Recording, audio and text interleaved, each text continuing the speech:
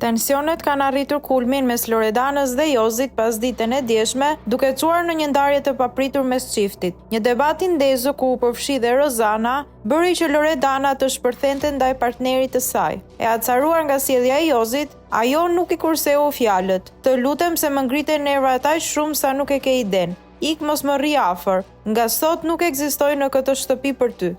Gjithçka nisi pasi Jozi ndërhyri gjatë një diskutimi mes saj dhe Rozanës, gjë që irritoi tejmase Loredanën, e cila i kërkoi të qepte gojën në vend që të futej në mes.